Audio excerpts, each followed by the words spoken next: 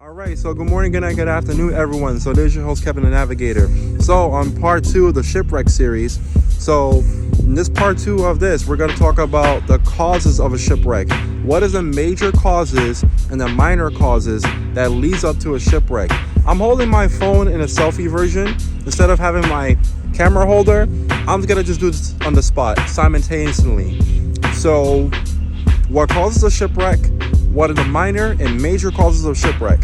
So, however, the next series of this is what is the ecological benefits of a shipwreck, right? So, as you see in the back of me right here, I am in a marina. I'm in Oyster Bay in New York, in Oyster Bay in Long Island, New York, near a marina. So, the waterfront center.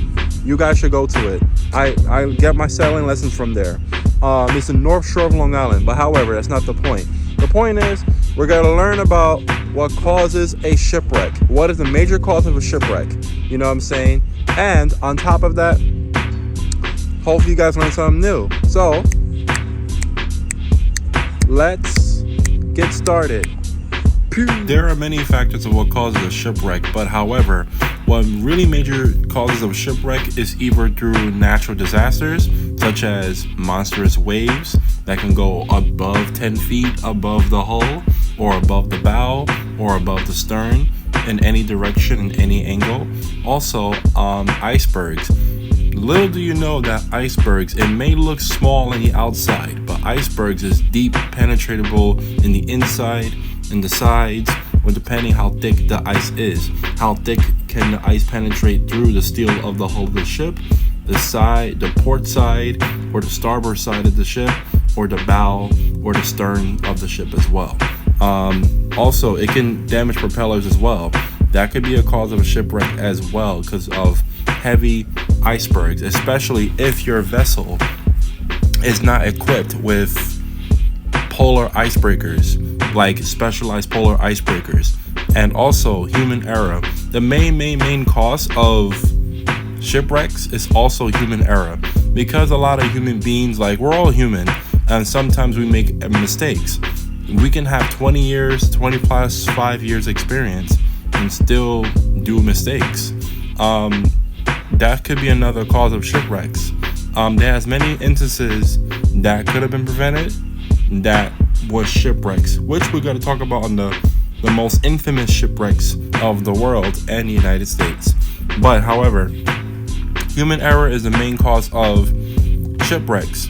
So, for example, poor crewmen, poor communication, lack of maintenance, lack of equipment maintenance, lack of marine environmental prevention, things of that nature, lack of Coast Guard inspection, lack of merchant mariners inspection, the things of that nature, like basic necessities that will make a good crewman.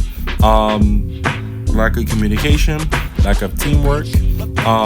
One person thinks they're above the other. Your superior officer thinks he's above the other, knowing that the whole crew is saying that, yes, this is not a good idea, we shouldn't do this or else we'll be capsized and stuff like that. And then the officer is like, oh, or the captain is like, oh, no, my way or the highway, things of that nature. That also causes shipwrecks as well.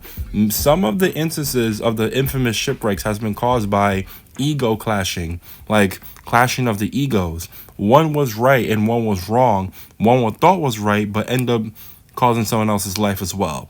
And on top of that, it really does everything it can. So there has been many disasters that cause a shipwreck, but the three main things of shipwrecks, what causes it, is act of God, such as natural disasters that's out of human control, human error, human egotism, and lack of communication, and also lack of bond. All right, folks, so I'm hoping you guys have learned something in the shipwreck part 2. So I'm hoping you guys learn what is the cause of shipwrecks, what happens to shipwrecks, and what does with shipwrecks. So, however, I really want to thank you guys for liking, share, and subscribe to my YouTube channel. And please like, share, subscribe, share this content. This is educational for you guys. And right now, I'm currently in a ship graveyard. So, well, it's dry dock for now, but we call it a graveyard. I guess in this term, we call it a graveyard. Wherever marinas you guys are at, you may call it a different term. there's like 3 different types of sea terms. So as you see over here, you see the whole grave site here, until it goes back to life, until these beautiful ladies go back to life. However, I really wanted to commemorate and thank you guys for your services, military and non-military. Those of you guys who has died on sea, died at sea, or has family members who has died at sea. And no matter if it was military or non-military, no matter if you sailed on the Great Lakes, rivers, oceans, polar ice caps, tropical storms, to give us commerce, protection of nations of interest, and things of whatsoever. So at this time, the music is gonna cut off and we're gonna take a moment of silence.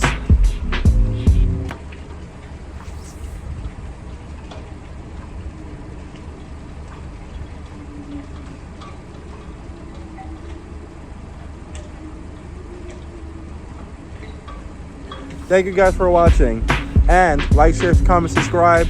And those of you guys who has died at sea, or know family member, or has a friend who has died at sea, because it could be me as well. I really want to thank you guys, and God bless everybody. And I'm hoping you guys get over your loss, and my condolences who has died at sea due to human error, act of God, or just plain natural disaster. So, all right, guys, I'll see you guys later. I'll talk to y'all later.